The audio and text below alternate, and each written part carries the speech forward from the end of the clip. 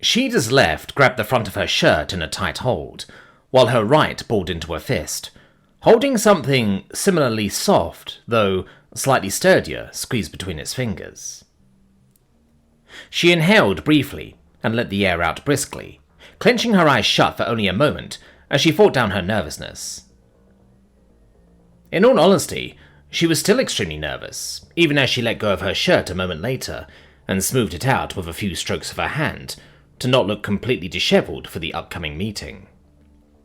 However, she had made a promise to herself, a promise that she would be strong for this, a promise that she wouldn't let this be another thing she would allow to be ruined through some freak mix of incomprehensible emotions in her stomach.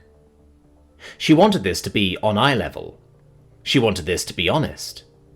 She wanted this. With another inhale and exhale, she removed her left from her chest completely, using it to quickly gesture orders to the screen before her. After her request, Coco had worked scarily quickly, to the point where Shida didn't even want to know every string the commander had pulled to make this happen as soon as she had. However, she was not going to complain. Honestly, it would have probably made things much worse if she had gotten any more time to get into her own head about this. The urge for this meeting had arisen all of a sudden, and it was probably better if she was thrown into it just as suddenly as well. And now, thanks to Coco's apparent witchcraft, the person she wanted to talk to was already on hold, just waiting for Shida to finally put her on. It was time. With her right hand clutching even tighter around the crumpled fabric, she activated the call with her left, allowing the screen to jump from the incoming call window to the active camera feed of the person on the other end of the line. Shida's eyes twinkled as they first fell upon the ever-familiar purple exoskeleton, glistening with a metallic sheen in the dim light of the GES-32's bridge.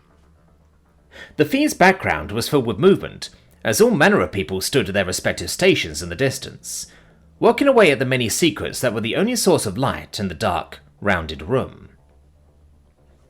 Shida knew that the same picture would continue all the way around the entire bridge in a ring, leaving the people in the ring-shaped, ceilingless room able to look up at the people who were seemingly upside down on the other side of it.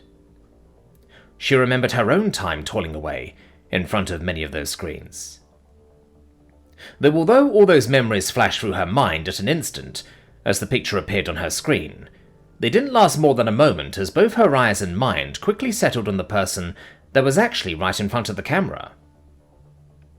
The tall pillar that made up most of her body was pointing straight up, showing off its deep segmentation as shadow and light played across its curvature with each gentle movement her body made. 10 of the 12 flexible limbs that sprouted out of the slightly larger segment in the middle of her body were planted firmly on the ground, while the last 2, which were positioned on the exact opposite sides of each other, were slightly raised, bending around to press their segmented manipulators against each other.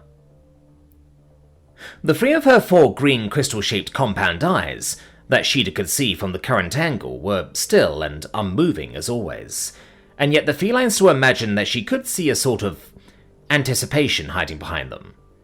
Admittedly, that may have been just wishful thinking. Still, with a quick glitter of light flashing across her reflective surface, Division Officer Nao Zan finally made a more clearly intentional motion, as she seemed to process that the picture in front of her had changed. The 2 pressed-together graspers separated as she swiftly swung them in deliberate movements, quickly conveying a message to Shida.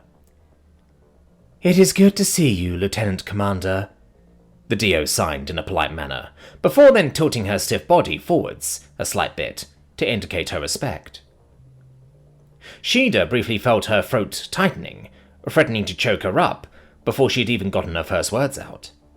However, she forced the feeling back with a heavy swallow as she pulled all her focus together.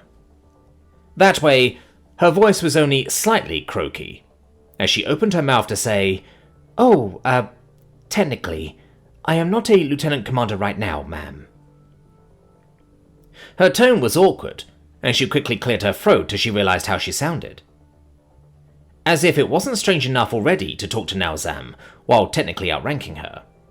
Honestly, Shida was glad the DO had gone for her rank instead of mamming her.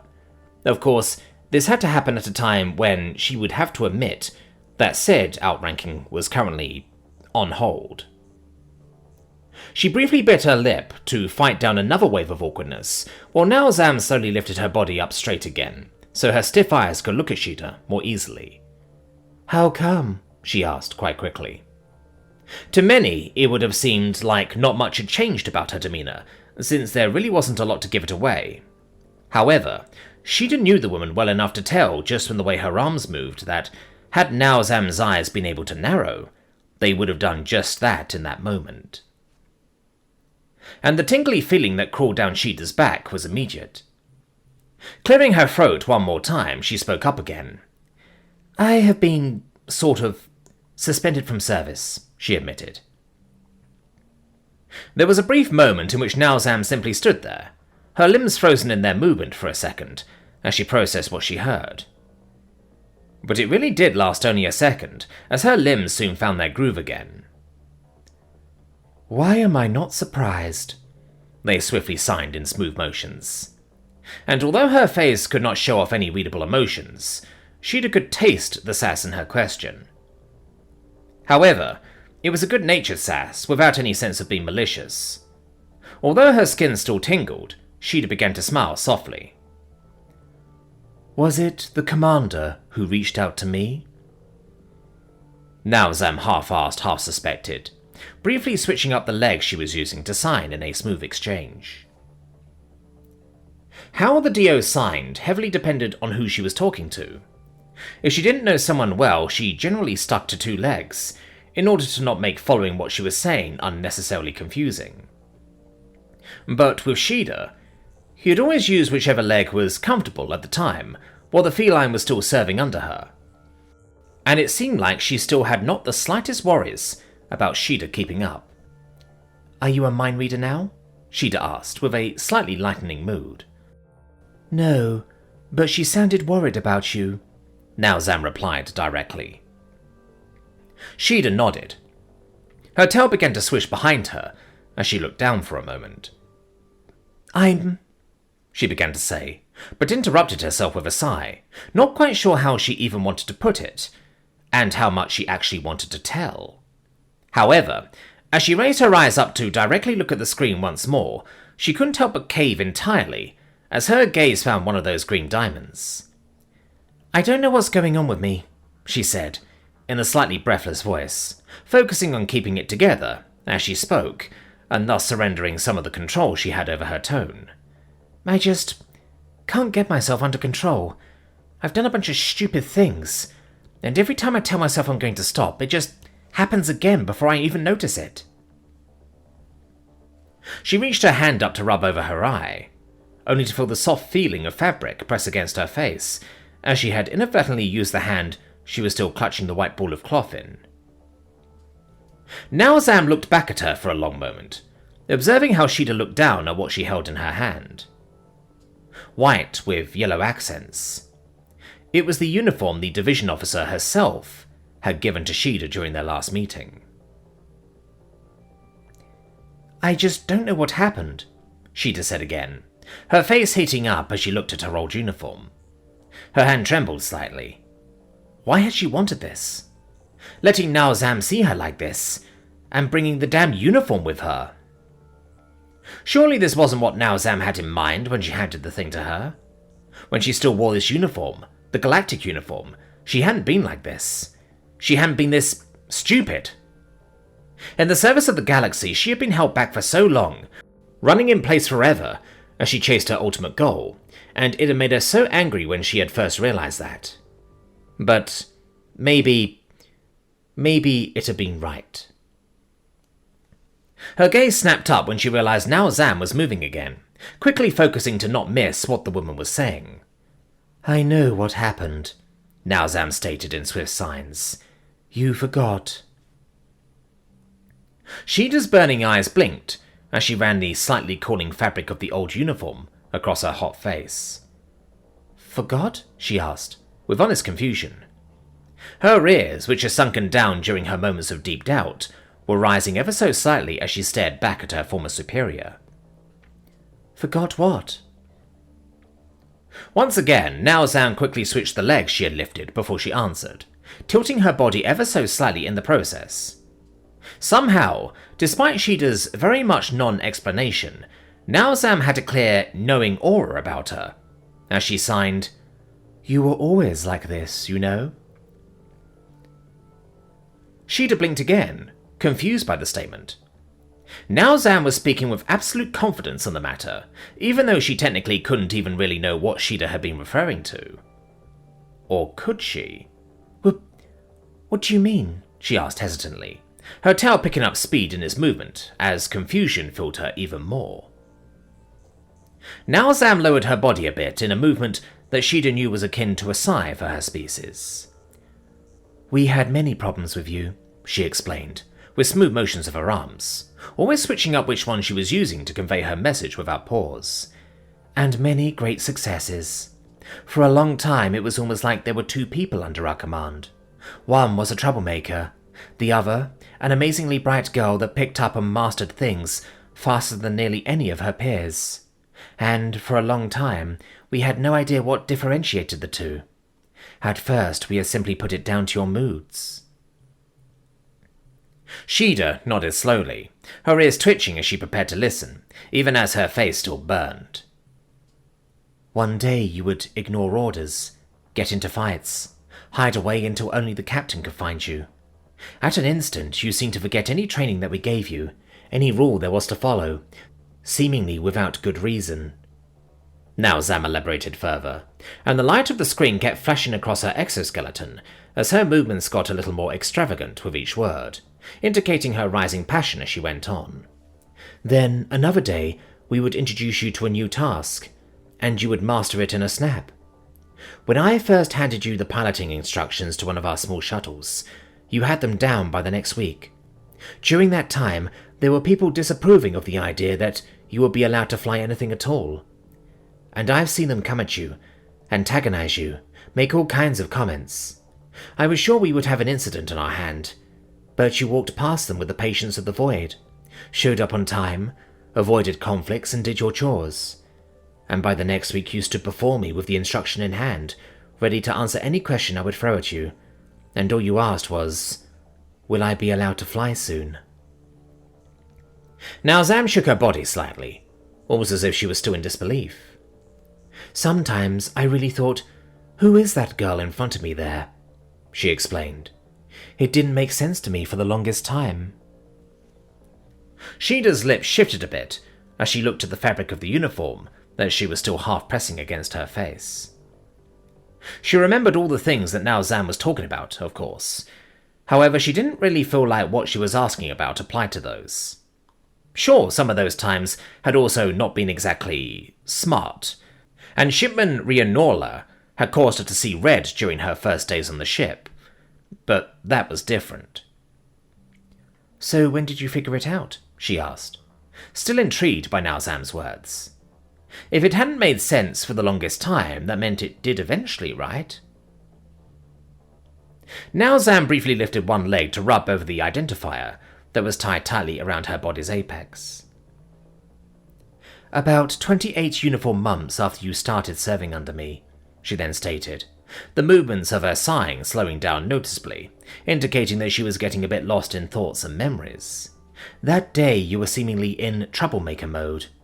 You were being reprimanded after putting a scratch into the wall of one of the hallways after a cadet had made the mistake of grabbing your tail. And although he was punished accordingly, and your admonishment came out lightly due to your restraint of hurting the wall instead of him, the entire exchange left you in a rather sour mood." Shida nodded. It took her a moment, but she remembered that as well.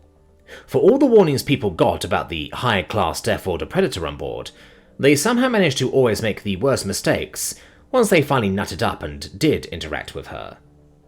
She thought a bit about what had happened after that. "You contacted me," she remembered. "We had a deceleration of the gravitational spin that day, so you needed me, although it wasn't my shift.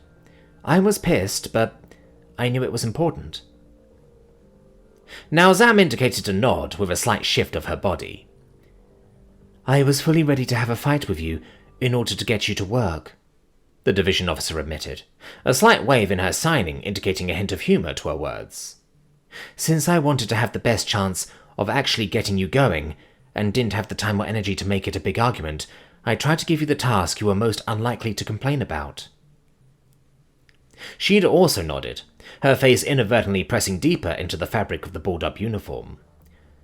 "You had me secure and ready the shuttles," she remembered, confirming it to Now Zam by saying it out loud, "and you told me if I got it done quick, I would be able to co-pilot that day."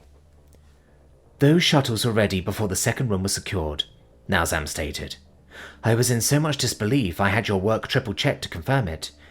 But instead of complaining about that, you welcomed the other crew members, explained your process to them, and showed them every facet of your work. And once I was finally happy, you just had me point you to where you could help next. That was when it clicked for me." She put the legs she currently used for her gesturing down, and instead lifted the two closest to the camera as she explained, "It wasn't random mood swings, and it wasn't about how you felt that day. In reality, it was all about passion." Sheeda tilted her head slightly, one ear hanging down as she wondered about that revelation. Was the big epiphany that Now Zam had really just about her liking tasks more when she liked doing them? However, Now Zam wasn't done yet as she kept signing. "I had looked into your file before that day, of course. I had mostly used it as an excuse to explain away your less desirable behaviors. But that day I thought about it far closer," she explained, with flowing motion that once again began to add a little pizzazz to them. "A Deathworlder, an orphan who grew up in one of the least desirable parts of her planet, barely older than a uniform year. And you came to us entirely self-taught. No outside help, no funds for training or additional resources, barely an education to speak of. All you had was whatever the net could provide you at no cost." Sheeda's lips twitched slightly as she thought back to her childhood. "I worked my ass off," she said, feeling like she didn't need to be ashamed of having a good bit of pride in that. It had been a rough time back then, but she had gotten it done. "You did," Now Zam confirmed right away. "And apart from being a bit rough around the edges, you boarded the ship with barely a flaw that we wouldn't see in cadets straight from an academy. You had incidents, sure, but most of those were only notable because you were so much more dangerous than a normal cadet would be. Taking them at face value, they were hardly anything but one young idiot slapping another over misbehavior. I could hardly imagine the kind of effort it must have taken." Sheeda smiled a moment longer, before her pride was swiftly invaded by a darker undercurrent. Her grip tightened on the uniform. A uniform she had earned, even if it had ultimately turned out to be not the goal she had thought it to be. "I could do it back then," she mumbled under her breath, feeling a bit of dread rise up within her. She was so proud of what she did back then, and she had any right to be, but what had happened to her? What was going on with her now? "It is exactly what you are doing now," Now Zam suddenly asserted. The movements of her arms were almost whip-like as she wanted to make that statement entirely clear. Sheeda simply looked at her. The words were barely sinking in, and even if they did, she didn't really know what to say to that.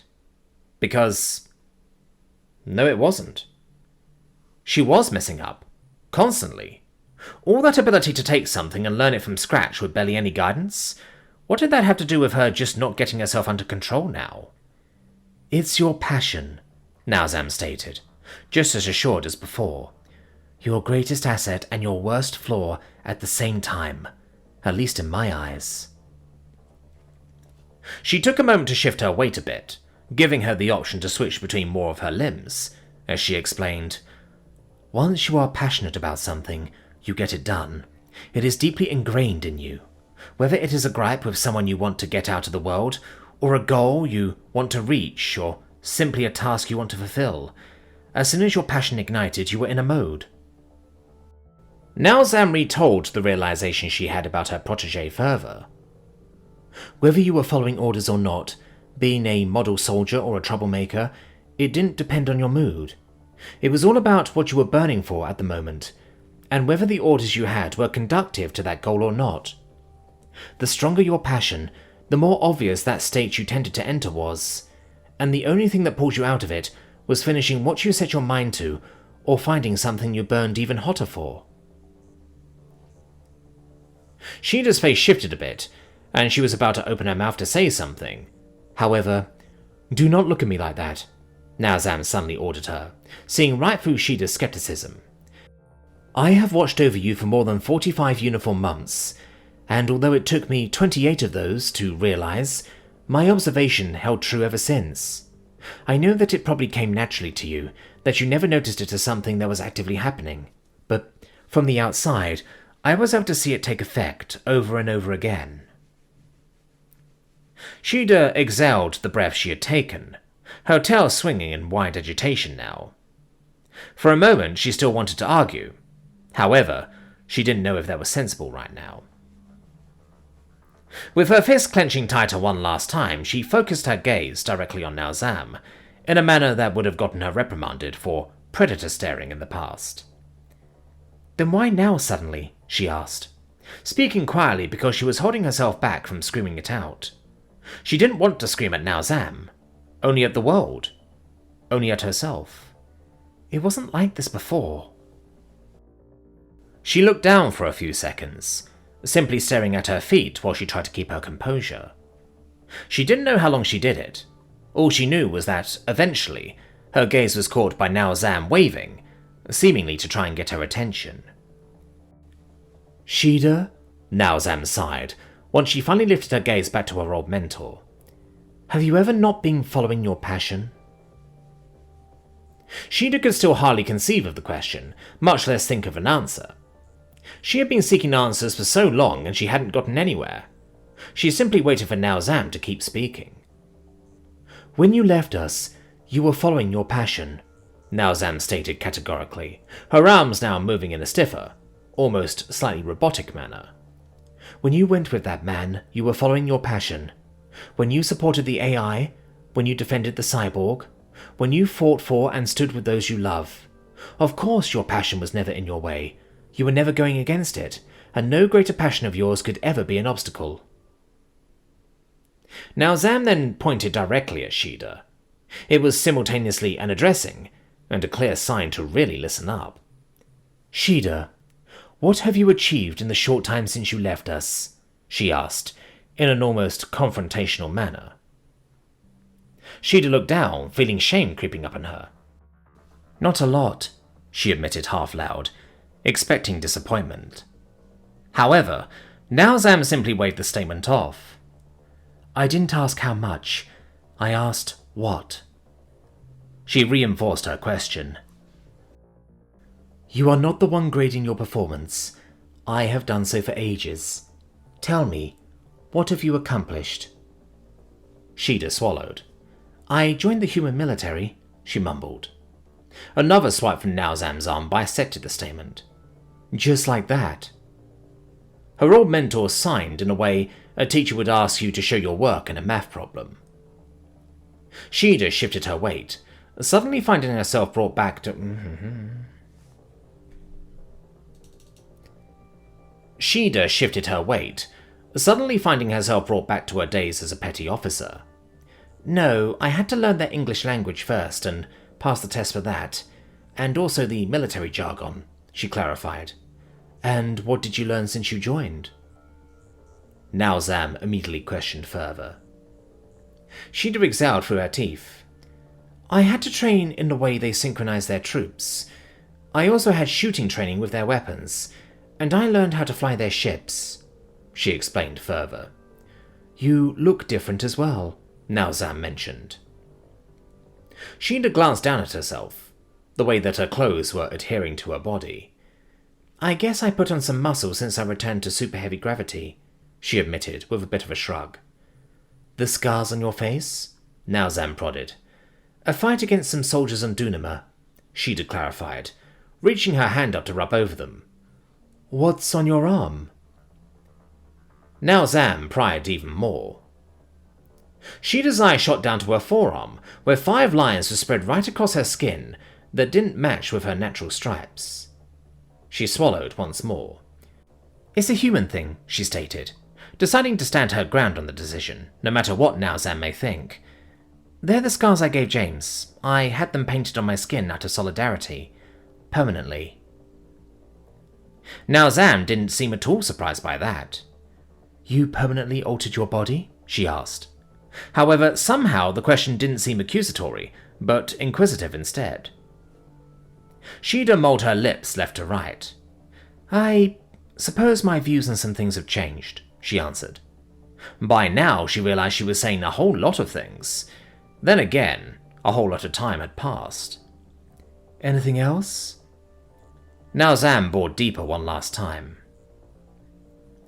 Sheeda reached a finger up from the pile of fabric to scratch at her upper lip briefly, while rubbing the other free hand over her ear in a soothing motion. I also sort of agreed to adopting a little girl, sometime in the future, she said, as that rose into her mind as something very important that had happened. That time, now Zam did seem taken aback, freezing briefly. You did? She asked, her movements a little jagged as she signed to the question. Kinda, Sheeda said, with a sheepish shrug and smile. Then, however, her expression soured again as she returned to the point. But all of that stuff is not something I achieved. It all just sort of happened. It hurt to admit that, but Sheeda felt it was true. Now Zam, however, repeated her imperious swipe at the statement, and even stomped one of her legs down. Sheeda, she signed, with another sharp point in the feline's direction. Do you know how long it has been since you left my command? Sheeda thought for a moment. Around 9 uniform months, she replied, after doing the math in her head. Now Zam indicated a nod. In 9 months you learned a new language, learned a whole new military code, learned to use new weapons, fly new ships, use new tactics, rose in the ranks, got the man, found a family, and helped actively in upending the state of the galaxy as we knew it. She listed, in quick, precise movements. And that likely is not even all of it. Something like that? It doesn't just happen to someone. Now Zam stepped a little closer to the camera, likely to take an even better look at Sheeda's projected picture. Sheeda, you are not perfect, now Zam signed, the gestures feeling a little more intimate now that she was standing closer to the camera. Your incredible drive helps you achieve amazing things, but it can just as well work against you. During our years together, I have seen you succeed as often as you messed up, and the other way around.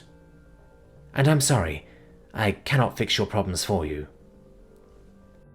Sheeda stood quietly for a few moments, quietly digesting her emotions. She chewed on her lips as thoughts chased each other through her mind. You always tried to direct my passions, didn't you? She asked in realization. When I was going off the rails from focusing on something, you tried to give me something bigger to look towards, didn't you? It didn't always work, now Zam admitted right away, seeming pleased that Sheeda had gotten there on her own. But it's the best advice I can give. Find something you burn hotter for, something more important, and direct your energy onto that. Sheeda nodded. However, there were more things on her mind. Now Zam, even if she knew Sheeda incredibly well, had known a little too much during the start of their conversation. She lifted her yellow eyes to look directly at her old mentor. Uton, he contacted you, didn't he? She asked outright, trying her best not to sound accusing. Now Zam confirmed with emotion, showing no hesitation. I reported it immediately. However, he did not give any hints or traces of his location, she explained calmly. Sheeda exhaled slowly. He told you I am going to kill him, she assumed, not even phrasing it as a question. She was sure of it, with the way Now Zam had reacted. You know him well. Now Zam confirmed her suspicions. Sheeda shook her head. I don't think I know him at all, she replied. She wasn't even angry right now. It just felt heavy. She sighed deeply and tried her best to give Now Zam a smile. Thank you for telling me, and thank you for your help. It was nice to see you again.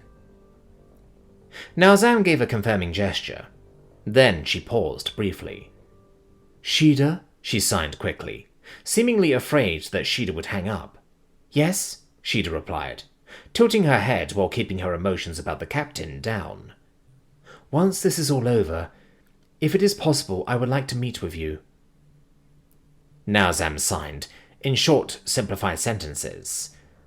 I would not want to go without meeting your daughter. Shida's hands, which had started to relax slightly, shot right up to her chest, her arms hugging the crumped-up uniform against her ribs. Her tail turned into a whip as it swung left to right, and her ears flared as wildly as they could, while turning straight to the D.O. Slowly, as if she needed to work against an impressive force, holding onto her head and trying to wrench it back, Shida nodded. Quietly, she answered, I miss you too.